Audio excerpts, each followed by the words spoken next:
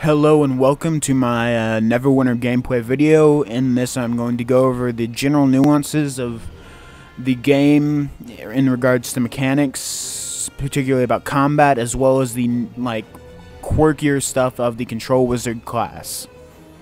Now every class in this game starts out with 2 at-will abilities, and those can change at any given time based on what you unlock, but you always have no more than 2 abilities that are defined at will out your bar, and those are your active abilities, as in you click them and they immediately happen. They aren't hotkeyed, they are instant.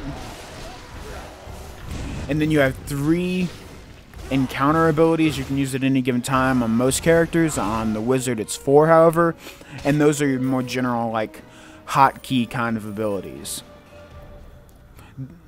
The reason I said that the wizard can have 4, however, is because every single class gets a tab function, which is different things for each class. It's kind of the more gimmicky stuff that's present in each individual class that you could think of. For example, tab on the thief rogue kind of character is stealth. But on the wizard, what the tab ability is that you can take one of your encounter abilities or your hotkey abilities, put it into the tab slot, and that makes it become not a different spell, but have an additional effect. Not all encounter abilities can be put into the tab slot, but the ones that can have this little foot mark that says if you put it into the tab mark, the particular terminology uses is spell mastery. Shh, they'll hear you. My mistress sent me out to gather specimens. Right now I have an ability in there that shoots an icicle out. Normally what that does is a basic damage spike that also adds 1 stack of chill, which is just a effect that slows movement speed and attack speed, which can build up to an overall stun. But with the spell mastery added to it, what it does is it also shatters on impact and gets increased damage as well as an AoE effect. The 2 at-will abilities I have right now are the one I'm using right now, which is like a freezing ray, for lack of a better word, and magic missile, which is just a back and forth. I fire 1 ability, I fire another, then I fire 3 at the 3rd one. You just saw me do it right there.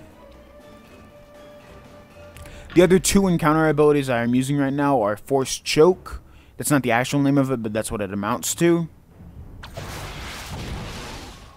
And this ability, which is a kind of cold vortex. Later on I'll scroll over every single one and you can see the exact names. And what that ability I just showed you does, on the target it creates a vortex that both adds 1 stack of chill to all targets within the range, and then it does periodic damage as well. That is another one of the abilities that can be put into the tab slot to get the spell mastery effect on it, but I don't like it as much because it just ends up killing the target too quickly and not leaving enough time for it to actually affect other people. And then the other one I mentioned was, of course, a force.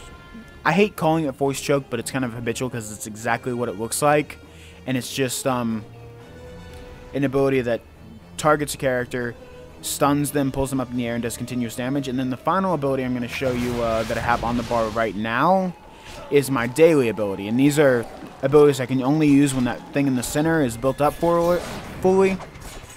And as you see, it stuns everybody in the area and then bursts outward in a bubble of damage. It's very nice. However, I can only use it when that hexagon on top of my hotbar is full.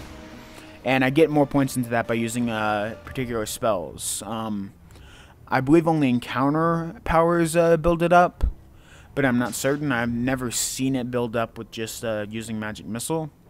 But this is the full page of powers for this level, at least. And as you can see all the names there. That's my right click that I'm looking at right there. As you see, there are 3 ranks to each one that you can get. Right now I can only get up to rank 2 in any of the abilities I currently have.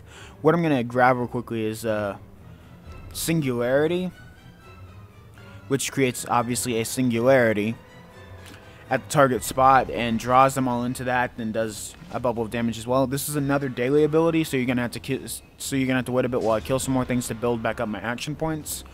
Now this is what they equate to the talent tree. It's a feats thing, kind of like a tabletop D&D game, obviously.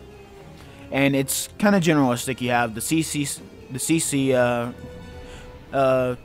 type, you have the all damage type, and then you have a survivability type. In this right now, what I'm doing is I'm just putting this stuff into the all damage type, which is the center one. And then those lead into the things that were covered earlier that I just showed. I don't have the time to go through every single one, but I just scrolled over the last ones there. That'll give you a generalistic feel for what the tree does. And you can pause it if you want to read the exact descriptions. What I'm going to do right now is just put one into this right here. Okay. So,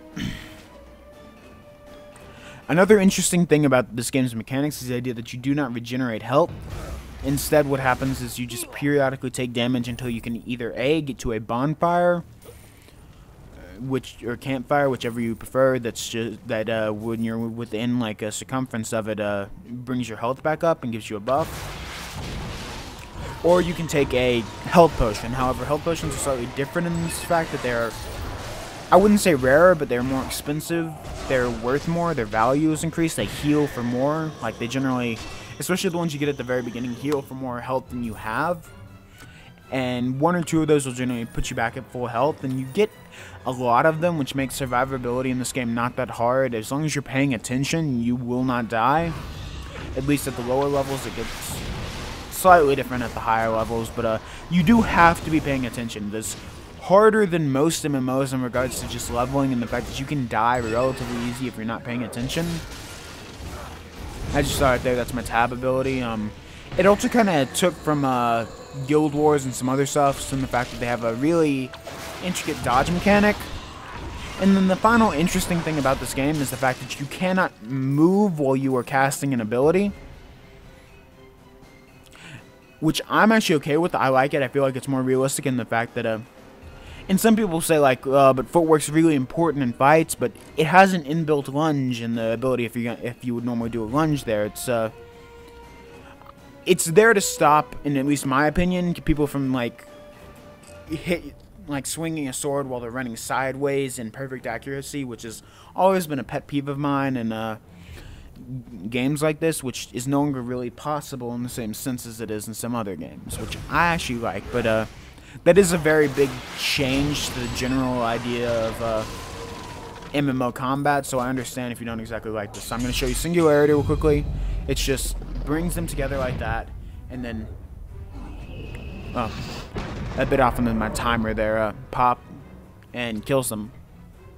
I don't really like that one since it doesn't have the same ability to protect me in regards to having the daze in case I'm in a situation that I want to get out of, but that's just a question of preference. Anyway, I'm going to end the video here. This was just meant to be a real quick look at the gameplay and the mechanics involved. This is EGI signing out. I'll see you next time.